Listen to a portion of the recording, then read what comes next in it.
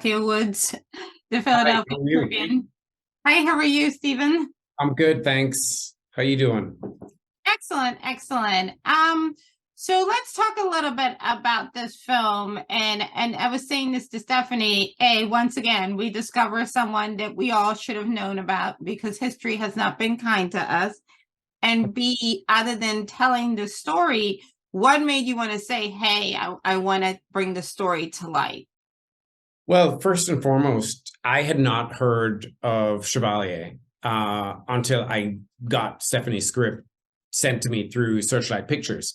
So I had the same reaction you just did, which is, how is it possible that this guy who's like this virtuosic violinist, who's, classical composer of concertos, opera, who's, champion marksman, champion fencer, champion equestrian, somebody who John Adams, the American president, described as the greatest, the most accomplished European, of the most accomplished man in all of Europe.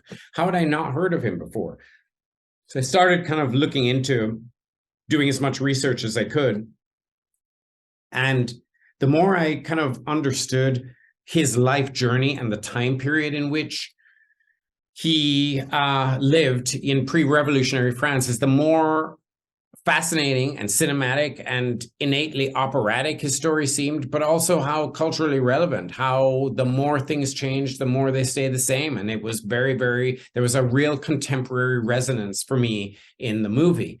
And then I, had a personal connection, which is he's from a, Caribbean island and made his way to Europe at a very early age. I was born in Jamaica and made my way to Europe at a very early age. And so from that path, I recognized much of the challenges that he experienced and encountered as he tried to make his way in the world. And for all those reasons, I felt like this was a compelling story that I had to tell. I think the other thing too is what it does is, I wasn't born in the United States. I spent my first couple of years in Germany, out of all places. And I think it's important. I think what this movie adds on to, not just in current time, but in pre-time, it's important to note that Black people are global people. We've always been global people through colonization and enslavement. What is it that you also want people to get away from is because too much of the discussion when we talk about the Black experience is either the continent or it's North America. We're just now starting to get into Central and South America, but we don't talk about the Black experience in places like France. There's a large Black population, and they've been there for a very long time, not living enslaved, but living free. Yeah. I think that it's really the entire diasporic experience is something that is waiting for a fuller cinematic representation. And so in some small way, Chevalier is helping to, redress that imbalance, shine light on that, and hopefully round out our full human story. Like ultimately, what I'm interested in is telling stories that are going to help complete our picture and of the whole of our narrative as a human narrative in the human story. And so it's really important and to me interesting to see the kind of universality of the Joseph Bologne story of Chevalier. Even though he's from Guadeloupe and he grew up in France, spent the rest of his life in France, so much of what transpired for him is something that I recognize and understand and identify with. And hopefully I'm not the only one. Hopefully other people will feel that too. There are also some themes that are very much related to today's time. As Black people, we always have to overachieve. At least that's the feeling we have. We can't be average. We have to be amazing. And even when we are, even when we're amazing, we don't often achieve the accolades and the rewards that we deserve and have more than earned. And I think with Chevalier, you can see that, he kind of gets a little bit, I think the difference is we know what the end game looks like. And he more or less is a little sense of a false sense of security, where he really felt as though he was going to get a fair shot. And watching the movie, you kind of like feel for him. Our heart was at that because I think that is something we all can relate to. We know we have the goods, but you know, the odds are not in our favor. 100%. That's so much a part of his story.